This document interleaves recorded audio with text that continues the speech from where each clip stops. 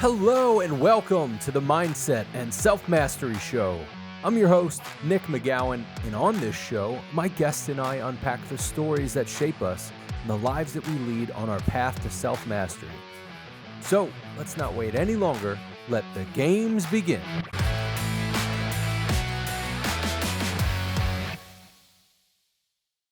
Hey, Kyle. Welcome to the show, man. How you doing? That's a loaded question. We'll get into it. Honestly, I have a little bit of anxiety, but thanks for having me. This is awesome. I'm ready to dive into this awesome conversation. Yeah, man, I'm excited to have you on.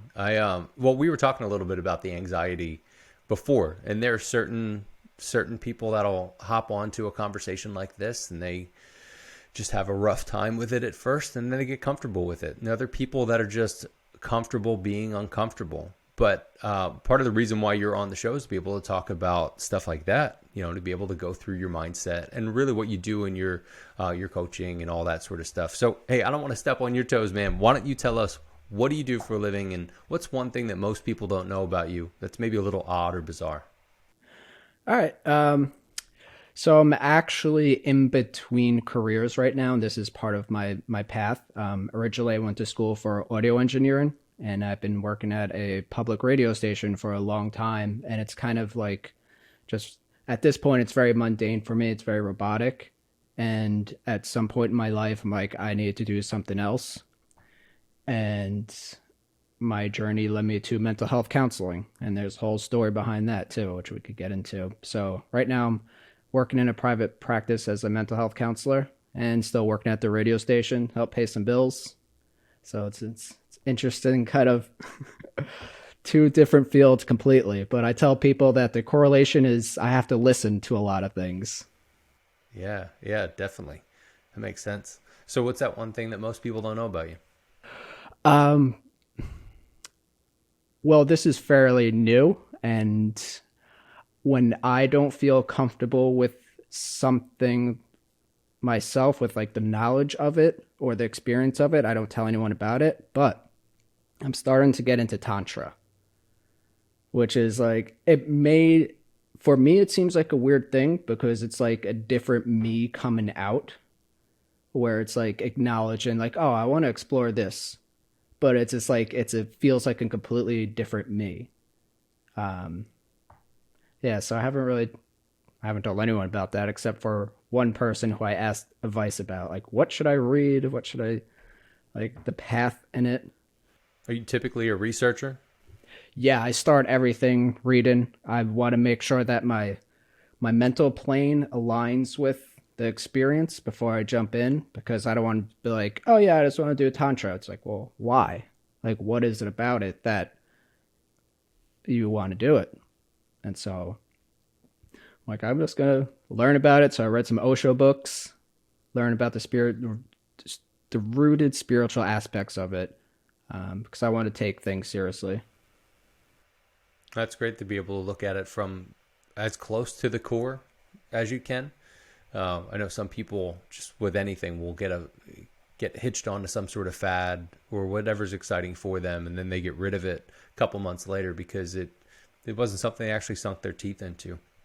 Yeah, and it's interesting that you mentioned core, because I'll say one more thing that I really haven't told anyone. My therapist recommended me to someone that she met at a meditation retreat to do MDMA-guided therapy. And MDMA, it's a heart opener. And growing up, I never did drugs. Like, I was pretty much a mama's boy, very goody tissues. But then there's this part of me that wants to explore things in a responsible way. And so that experience was amazing, which made me wonder if that's what I wanted to do as a counselor.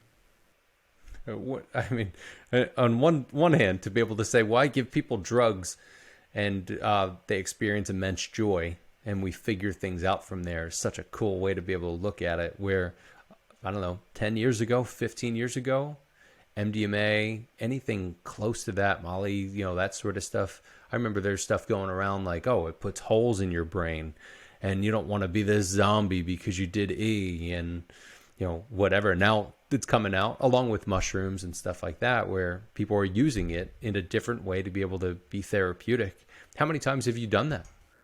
Just once. Nice. What sort of dosage did they give you? I don't know the exact dosage, but it was very. I did so much research before I did it. I wasn't just like, oh yeah, I'm gonna do this. So the guy was awesome. He gave me all the information I needed. This was maybe like 6 years ago, I want to say. Um, so it gave me like all vitamins before it. Um, had the setting was super nice, is comfortable. Went to his house in upstate New York, and he told me to bring pictures of people who were important to me, like family members. And so, yeah, definitely opens up your heart. Yeah. What would you say was the biggest thing you learned from that? That it's okay to be vulnerable. Because I feel like I told that guy some crazy stuff about myself that I didn't feel like I would ever tell anyone. But when your heart is open and you feel relaxed, it's like, all right, I feel like I could talk about this stuff. And it's tougher without the heart opener, because then I start to feel like the anxiety of things. I feel the vibrations in my body, which has a physiological effect on me. But there are so many benefits of being vulnerable, not just for oneself, but for other people. Because when I see someone else be vulnerable, it's just like, I don't fully understand how tough it is for them, but I respect it so much because I know it's got to be tough. And then I feel lighter when someone else is vulnerable. Why do you think that is? I believe it's unseen energies that affect us. So I feel like it's kind of like, this might be a terrible example, but someone yawns and then you yawn, or someone's laughing. It's like it's contagious, and it's like empathy. It's like picking up other people's stuff. And if someone feels lighter for releasing stuff, then we can feel lighter. I mean, I don't know exactly what's going on behind the scenes, but that's just what I believe. Just the energies that are getting kind of exchanged between everyone. That's a good way to look at it. Do you think you could feel that also through social media? Like when somebody's expressing something, or at the opposite side of that, if somebody's being, basically a bold-faced liar about something? I mean, I'd never say no to anything being possible. I feel like it's more difficult. For me, it is more difficult to pick up energies via the web. That's not to say it's not possible, because I believe anything is freaking possible. Like, I believe we could start to think about someone who's in a completely different country, someone that we know, and we could tap into their feelings. And I feel like if we believe in something strongly, then that starts to manifest into our reality. No matter what it is that's going on for us internally, what we believe. If I believe that the universe unfolds the external experience to match what's going on internally. And if we fully believe something internally, we just have to watch it kind of play out. Yeah. Now, as you're kind of transitioning from radio station into more of what you want to do, how do you kind of guide yourself through that with what you were just saying? I think how do I guide myself? It's still a challenge. I mean, it's always a challenge. For me, it's a challenge to like say, yes, this is what I want. And I'm going to go for it. Because I feel like we have to have more experiences with what we want. Like the mental health field, I'm like, I went into it because I have a friend who's in the mental health field, and I spoke to her about my outer body experiences. And I was trying to figure out a way how I could bring my outer body experience and this new way of thinking about reality into a professional life where it's like, all right, I need a job. I need to like live in this physical world, need to make some money. But how can I put this towards something that, how can I put this outer body experience and this knowledge towards a field that fits? And so I spoke with my friend who's a mental health counselor, and she has like all the same interests that I do and so many of the same beliefs. I'm like, all right, I could see myself doing that. And this might be weird, but just like imagining myself as an old man, like hopefully I get to be an old man. And if I do get there, just like I just see myself at like a meditation retreat, being this old dude, like someplace tropical. Because I can't see myself at a radio station as an old man. That seems depressing. Not that it's a bad job, just for me, it doesn't fit. So, and there is a part of me with the social kind of expectations and the social pressure of I need to get a degree. Like I got to keep on moving. So it's like I had to go back to school to get bachelor's in psychology and a master's in mental health counseling. And I'm like, I'm already in so much student loans. I'm like, this seems crazy. But after my outer body experience, I felt like that released a lot of energy of fear around things. Where it's like, yes, I still get like anxious. I still have fear about things because that outer body experience happened 10 years ago, I want to say, maybe a little longer. But it created a mindset within me that we're more than just these bodies. So we can take risks in life. Big time. So tell us a bit more about the out of body experience. How did that come about? What did that look like? And what did you experience afterwards? I just got chills just like thinking about it. That's what happened during it. So this is what I believe. Well, I'll start in the beginning. So I was having an existential crisis, trying to figure out my path in life. What do I want to do for work? Like, what is this that we live in? Who am I? And I would just like look in the mirror and I'd be like, what is this? Who am I? Like, I went even very logical and practical with the question of, all right, if I chop off my arm, then I'm still me. So I'm not an arm. And I even wrote a book that I didn't publish, but it helped me kind of discover a more spiritual way of being. So I dissected like all the physical parts of ourselves, like one by one. It's like, all right, if I get a heart transplant, I'm still me. So I'm not a heart. And even like all of our social identities, it's like, all right, I call myself Kyle, but I could legally change my name. So anything that's like a label in our mind, that's not me either. So it's like I figured out all these things that we are not. And during this time, like I was crying, like that's like 2 weeks straight, just like letting it out, just being so lost and confused. And during this time, I decided to start like reading about meditation and the brain. So I learned about meditating while in a dream state. So it's Tibetan dream yoga. And that's supposed to be like a super profound experience to be able to meditate while you're dreaming. So you're aware that you're dreaming. You're like, all right, I'm going to meditate.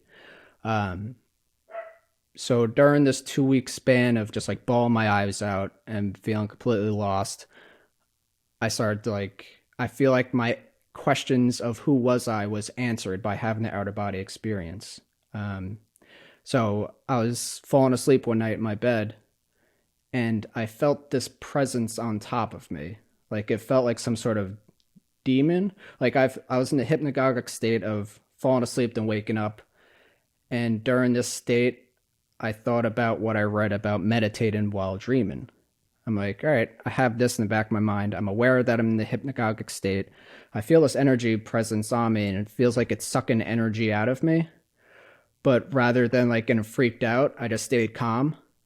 And while I was staying calm and meditating in that state, I started to hear like a loud whooshing sound. Like, and I started to hear vibrations and feel vibrations. And then I just popped out of my body. And I felt myself floating around the ceiling of my room. And all I could see, I saw my body and I saw like a red laser bouncing around everywhere. And only after I came back to my body did I realize it was the red LED on my TV. That when the TV's off, it has the red light. And so that was like the only light in my room at the time. Um, but while I was out of my body, I heard this voice. It's like this super deep voice. And it said that I was an important leader. And I was wondering if this was in my past life he was referring to. And I was aware of the experience I was having. And I asked myself in my mind, I'm like, do I want to meditate while in this state?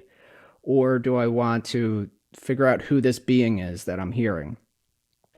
So I'm like, I'm not going down a rabbit hole any further because this is my first experience of being out of my body. So I'm not going to meditate. So I asked the being, or I tried to ask, who are you? And when I tried to ask that, I think my mind thought of my physical mouth, like physically speaking. And so that's when I fell back into my body because I feel like my mind got attached to my body again with the idea of speaking. And then I had chills. I freaked out. I like turned on all the lights. I'm like, what the hell was that? And the next day I looked up all the symptoms of like the vibration, the swishing sound. And I found so many people like, oh yeah, it's astral projecting. I'm like, that's freaking real? Now you know. That's real? And so then after that, like my mindset about so many things in life like changed completely. And before we go any further with that, I want to point out that you said before that you were goody two shoes and you hadn't done any drugs, because I'm going to assume that a lot of the audience has at least tested out some drugs over the course of high school or something like that.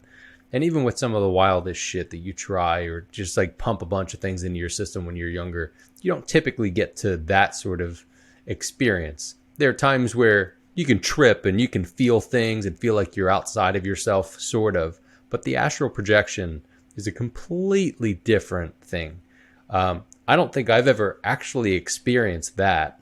I've experienced more of the I'm real fucked up and tripping and I see things outside of me, but never the actual astral projection. So I can't understand exactly what that feels like from your perspective, but I can understand the thought of like, holy shit, this is real. This is what can happen. So in that moment, the next day when you're reading through, this is what actually happened. What started to shift in your mind at that point?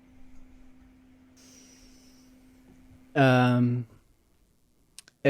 think it gave me more questions. It excited me too because I felt like I had a passionate direction to go in, something that like was firm. I don't know if that's the right word, but something that I was so sure about because I experienced it. And it wasn't a mundane experience where I feel like I would judge my life and other people's lives of not questioning our reality and we're just like going through the motions. So this was exciting for me that this was completely new to me and it seems like it's completely new to everyone that's in my life. So it's like more exciting and interesting. But again, like it helped me release fear and help me take risks. I also didn't know what to do with this information that I now have. I'm like, all right, great. I'm not my body. What the hell do I do with this information? And I still don't fully know, other than just like explore it, try to have fun with it. The ability to do that, I started to hone it a little bit more. Just because since I was able to tell myself that this is real, I had the experience, now we can improve on it. So I started to learn the skills of do more lucid dreaming because we're able to get out of our bodies through lucid dreaming as well. I took a couple of courses on astral projecting, but I feel like we do have to be in some sort of like open state. And I feel like when I was having my existential breakdown and crying all the time, like I was just like open and like releasing so much stuff that I feel like I was able to leave my body more, where it's like now I feel like I put more crap inside of me, with certain mindsets and beliefs that I feel more weighed down inside. So it's more difficult to even have the astral projecting experiences. But just like having that awareness, it's like, all right, like what do we have to release now to be able to have more of these experiences? Yeah, and that awareness is key. I, I get into this often, but if you're not aware, you can't know what the fuck to do next because you're not aware of the thing that's happening or what's in front of you. So even when you became aware of the astral projecting, and then for you to take that next step and go, okay, cool, but what do I do with this? How do I do something with it? And being able to start working on that. Now, what sort of what's the watered down version that you can give of like some sort of things that you can do to be able to get yourself into a lucid state and to be able to actually step into your dream and walk around a bit? Practice, learning the skills. I feel like if we haven't had an experience yet, and I don't mean to speak for everyone, I'm just speaking for myself and just I feel like for humans, if we haven't had experience yet, it's hard to believe that it could happen. And if we don't believe it, then we're blocking ourselves right away. So even if we're practicing the techniques to leave our body, if we still have that in our mind of this, is this real? Like I'm doing the steps, I'm trying to practice, but we have that wall that we create. So to get rid of that wall, for me, I think it was just having that emotional release of crying all the time and wanting answers. So it's like, I feel like I sent that out to the universe. Like I really need answers for some things right now. And I feel like that was given to me. Gotcha. So with that, you said that was about 10 years ago, right? Yeah. I'm terrible at dates and time. Whatever. It was a chunk of time ago. Yeah. It does, you don't have to give like, it was September 19th of, whatever. But knowing that it was about 10 years ago, and here you are in your transition into what you're doing and kind of going from the radio station deeper into the mental health stuff. But what did that look like actually stepping into going back to school, specifically for mental health, and just diving deep into that? What did that transition look like? That was a tough transition, but it was exciting at the same time. And actually, my outer body experience was probably more like 6 or 7 years ago now that I'm doing the math in my head. Because to go into a university setting with this spiritual mindset, I'm like, this is going to be tough to not like want to talk about this stuff. But I know like certain universities are going to be like, what the hell are you talking about? Like, we can't measure this. So I had to fulfill that through other means by talking to other like mystics and people who would understand this. But I was really focused on doing well in school because I felt like I found a path for myself. And so I was determined. And during this time, when I went back for my bachelor's in psychology, I still dabbled. I'd had my first experience with ayahuasca. I don't know if you want me to get into the ayahuasca experience. Please do. Yeah. Yeah. That's a thing that most people won't touch because I think it freaks them out, like the process and how much shit comes out of it. And I think there's a deep fear with some people where they're like, I don't want to fix my problems because they've been part of me for so long. So I always appreciate hearing from somebody that's gone that path and did it. So please dive in. And because I have a friend who went to Peru and he became a shaman, and then he was living in Brooklyn at the time. And he's like, hey, I'll do a ceremony in my apartment. I'm like, all right, like I feel comfortable with you. Because I wasn't about to like go on this like big retreat someplace far away. Go to Peru. Like I was in school. Yeah. And so I had the whole ceremony, and I had to do like a crazy diet for a long time, like very bland. And I'm just like, I'm doing this because I feel like, oh, this will be fun. It'll be interesting. Like I want to have different experiences to like kind of understand myself better, to understand our reality. Like now that I have this mindset of from my outer body experience, I'm like, I'm open to like so many different experiences. So my experience with ayahuasca, it wasn't like super intense because I set the intention of I don't want this to be super intense. Like just show me what I need to show, what I need to see. And I haven't had any like visions like you had, what you talked about. My experience with ayahuasca was I'd be talking to myself and I'd put myself in a hypothetical situation and I'd say, this is what I would do in this situation. And if I was lying to myself, then that's when I'd feel like, I'd throw up. So that's what I got from the experience of just like that I lie to myself a lot. And we got to get rid of that. So I didn't have any visions. And then like, but I knew this already. I'm like, all right, yeah, I lie to myself about a lot of things, but yeah, ayahuasca just showed me in a different way. Sure. Oh, especially if you if you start to gag and almost throw up when you're lying. Like imagine if that happened in real life, even if you're just to lie about something stupid. Like, did you move that thing? No. Oh, sorry. Fuck yes, I moved it. I'm sorry. Jeez. Like if that was just like a gag reflex, you know? It's like what's his Stan from South Park? Whenever he saw Wendy, I don't know if you've seen South Park. Yeah. But it's that would be funny though. Yeah. Well, at least that didn't happen, you know? Like that wasn't a thing that stuck with you. Oh, I threw up. Well, I'm saying it didn't stick with you. Like not every time you're about to make like a little white lie or something, you just vomit all over fucking people. But that's an interesting thing where it starts like it's a physiological thing. It pushes on you like you're lying and it starts to constrict you. So do you now feel that as you kind of move through life after that experience? Oh, yeah. It always, I mean, I know what I lie about in my life, whether it's myself or someone else. And I feel like I'm more sensitive than I have been in the past on emotional and energetic level.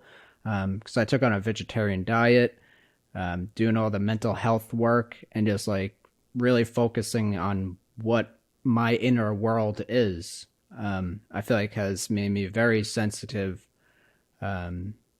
So if I feel like there's something in my life that I'm not dealing with, like I feel the weight of it. I'm sure all humans do, like they feel it on certain parts of their body, whether it's their chest or, yeah, but the younger me would be able to just be like, just brush off to the side, like whatever. But now I feel like I'm more conscious about what's going on for me inwardly.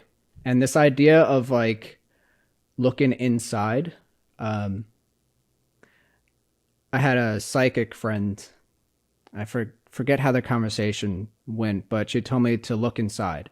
And this is the first time I'm just like, what does that even mean? Like, what does that mean to look inside? I'm like, what, my guts? Like, what the hell does that mean to look inside? And I think asking that question, having the curiosity and intention, the universe shows you what it is. So I feel like our intention and what we want to explore, we have to be mindful of because... Big time. Yeah. That's a great way to think about it too, especially if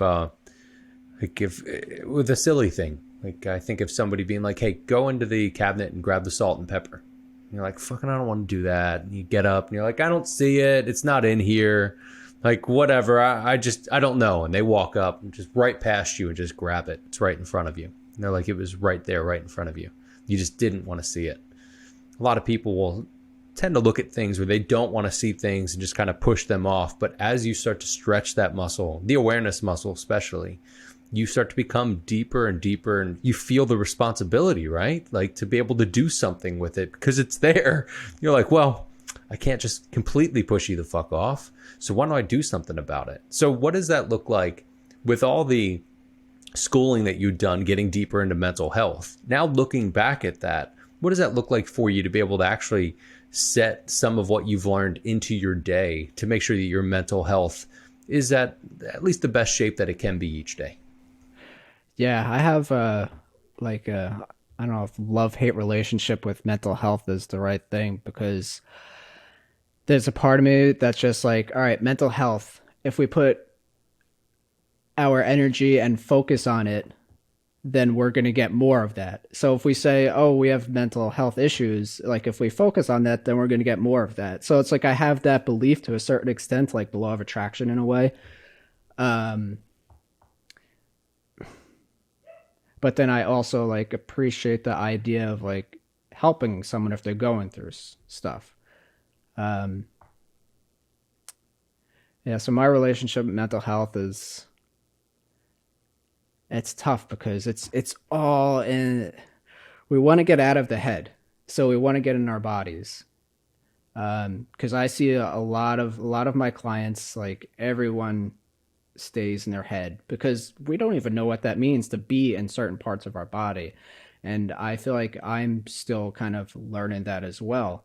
And I think it's just about putting awareness in certain parts of our body and just speaking and see what comes out. So it's like, I'll feel into my stomach right now and see what comes out. I'll feel into my heart right now and we'll see what comes out. Um, it's like different parts of our being speaking. But I try to do all the normal things you'd hear. It's like I try to go in nature. I do yoga, um, do breathing exercises. How do else? I journal. Yeah, all the standards. But then it's like life still brings situations to you. So it's like, is this a infinite unfolding experience of like I'm working on something? So don't we need shit to happen in our lives to work on something? So it's like, do I want to have this experience? And so that's where it's like it's a love-hate relationship with mental health. I totally understand that, man. Yeah, I get that too. I had a conversation with a client recently where I was telling him I have to be mindful of my face at different times with certain experiences because I see a moment happening and I almost just get maniacally happy about it, where I'm like, oh, fuck, this is one of those moments. This is where we get to do something. Like, this is that learning moment. But sometimes it could just look like me being a crazy fucking guy, just like standing there like, yeah, because I know it's some deep shit that you're about to get into. So when you think of the stuff that you've learned and you've gone through the schooling and you're helping clients and all that, I know different things resonate with different people. Like some people, their jam is journaling or, walking out in nature and hiking and all that sort of stuff. What have you found to really work with you? It's hard to say because I try to take a person-centered approach. But at the same time, there's this spiritual part of me that says like, oh, this person that's across from me is a reflection of something that's internally of me, because I believe everything that exists is connected. We're all reflections of each other. So it's like, what do I need to work on within myself to help this person? Ultimately, I just like to point people to themselves a lot, where it's like I feel like people start talking about like other people and just like it becomes like feels very external. I'm just like, bring it back to your body. And so I feel like I have more like a somatic person-centered approach where I want people to find stillness. And sometimes I got to check myself because it's like I want people to kind of wonder about life the same way that I do, wonder about who they are internally, and have like a very like spiritual kind of metaphysical way of viewing things. So that's what I have to kind of check with myself, where it's like some people just don't want to go there. So sometimes they just want to work on their relationship with their dad and learn communication skills and that sort of stuff. Yeah, and you got to be okay with just loving them where they're at, basically. Yep. Without being like, why? But why not? Yeah, some clients write down their goals of what they want to do. And someone says, like, I want to know myself. I want to know who I am. I'm like, yes. I'm like, I feel like we could get like really deep with that. And I don't know what part of me likes those questions. I don't know if it's like my soul, my mind, but it's like that lightens me up. That excites me. And if maybe that's something for me too, maybe just because that person is a reflection of what's inside of me. Because I'm always curious about who the hell we are. What are we doing here? Yeah, I get that. That's cool. And especially to be able to think about that reflection and to be mindful of that. We can often forget about the reflection or the reflective piece I know there have been times for myself where I judge somebody about something. Like I'll see them and I'll judge them with something. I'll go, why the fuck are you judging? I'm like, oh, because that's a me problem. That's something that I have to work on. And just being consciously aware of that. So I, one, appreciate that reminder. And I appreciate that you actually look at that and that you're mindful of that too. It sounds like, and tell me if I'm wrong, but it sounds like there could be times where you're almost hyper aware of certain things where you have to kind of pull yourself back or try to find some balance. Is that right? I have no idea, to be honest with you. I I don't know what a like. What do you mean hyper aware? Just like emotionally? Because I don't want to say like, oh yeah, I know everything that like someone's going through. Because I don't. Or maybe I'd like to think I do, but I don't know 100% sure because I'm not them. But this just came to my mind. Just like my intention during my existential breakdown, where I was crying a lot and asking questions. I remember I was driving one day and I was listening to one of my favorite songs that like really excites me, like it gives me chills when I listen to it. And during it, like I set the intention out to the universe. I'm like, I want to be this like super powerful empath and psychic, like without, this is before my outer body experience. So it's like I didn't have any knowledge of energy and metaphysical, like doing this type of stuff. So it's like I thought I'm just like playing around, like You're just yelling in your car. yeah. But I feel like since I was in such a heightened state within myself, because I was listening to that song, like I was really happy, and I put that into the universe. I feel like it came back to me somewhat, because I feel like I'm always changing. Because I don't. If you asked me 10 years ago that I would be doing this, like I'd speaking with you, I'd be a mental health counselor, I'd be like, I don't see that at all. Like, how does? How would I get there? Yeah, and I don't know if that makes any sense, but Yeah, yeah, yeah. I get that, and I can appreciate that. What I was talking about was being hyper aware of certain things that you do, and then the awareness of that, where you can kind of get stuck in like, oh well, I'm looking at this person as a mirror. So what's going on with me instead of being there with the other person and being present and finding balance within that, where you learn certain things, but then you go, all right, well, I have to just adopt them and just have them as part of me.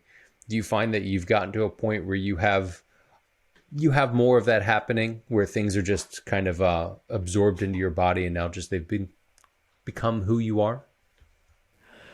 I believe to a certain extent, because